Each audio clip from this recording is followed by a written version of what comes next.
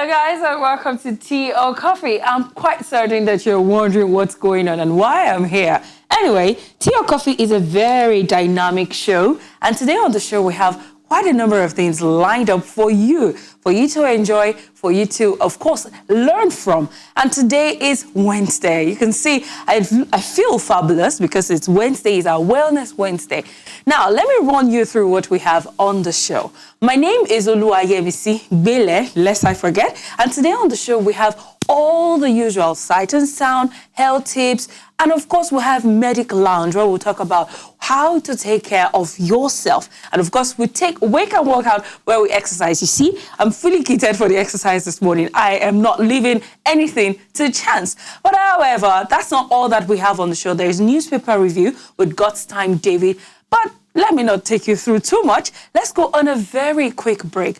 We want to take a look at what education really is. Is it about sitting in a class and learning, or are there other dynamics to education? Do stay with us. We'll be right back with Tea or Coffee.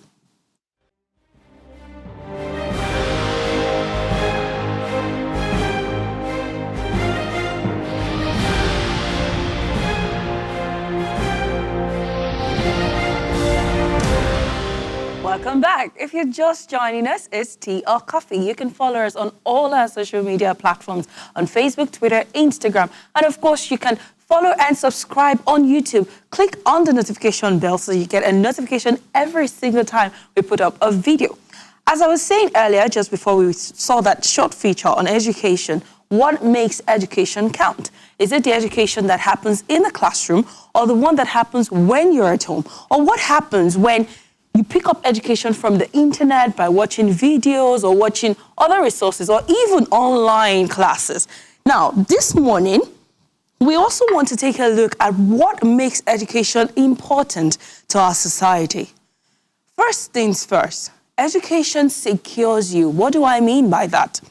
It means that once you're educated, the security apparatus of your environment, you'll be able to put yourself in that position where you can take care of yourself, you can take care of people around you, and of course, you can lend a very positive influence to the society around you. This means that every educated child, or every educated woman, or every educated man, or every educated person is generally out of the poverty lane. What do I mean? You're not poor in your intellect. It means that you have been sent to school, or you have educated yourself, because school is not the only place where education happens. You have educated yourself, you have gotten an education, an exposure, a know-how of things and how things should be done. So it means that it should translate into your immediate environment. It should translate into how you prefer solutions to issues and challenges. However, not a lot of people have an understanding of how to translate what they have learned within the four walls of a school or within the four walls of a classroom into everyday life. And that is the true purpose of education. So this morning, I am challenging you out there to go out there and implement everything you have learned. I hear some of you might say, what do you mean? How do I implement 2 plus 2? Or what is the sum of the difference between 4 and 2 if 6 were a common denominator? I actually don't know that answer because I'm not a math guru. But what I do understand is this. Some of the things we learn in school, math, for example, helps you to acquire critical thinking, because with mathematics, you can never be too sure. And then another thing is that math helps you to be analytic in your thinking. You're able to look at the things that you have learned. You're able to sit down and think through a problem. And that's what all of these things translate to. So what I mean when I say translate what you have learned into your society, translate everything that you have learned, either within the four walls of the school, outside the four walls of the school, online schooling. Even when you have conversations with people, you learn. So do not limit yourself. Do not restrict yourself to, because I studied chemistry and I'm working in a bank, there's no way I can translate it. There are other things that you picked up. Now, there's the residual knowledge, there's the head knowledge, there's that knowledge that you continue to refresh every single day. So this is a challenge to you.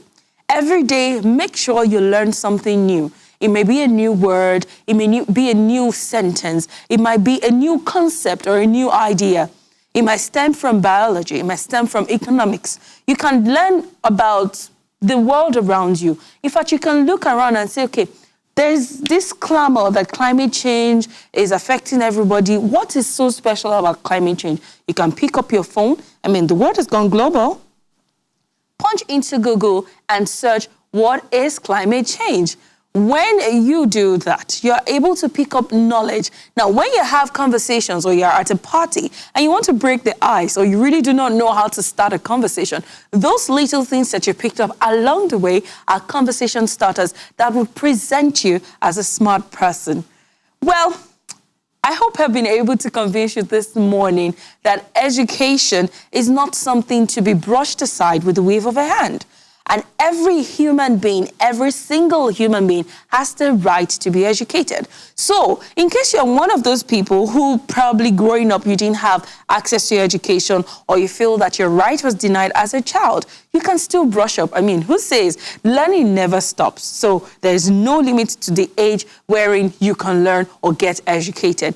That said, let's also talk about human rights. Every child has the right to be educated. Every child has the right to be loved. Every child has the right to be protected. Every child has the right to live. Okay? Now, when we talk about child rights, we want to look at it from the angle of how children are being abused or being, subjected to some level of intimidation simply because they are children or simply because they cannot stand up for themselves.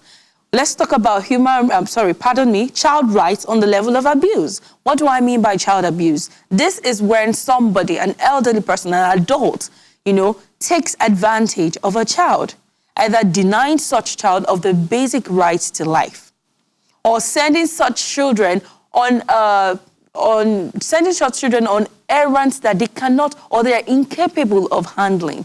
That said, let us take a look at this feature on child right, of course, child abuse, as the case may be. If you just joined us, it is tea or coffee. Just stay with us. We'll be right back. And when we return, it will be time that we'll take a look at newspapers today. But do not go anywhere. We'll be right back.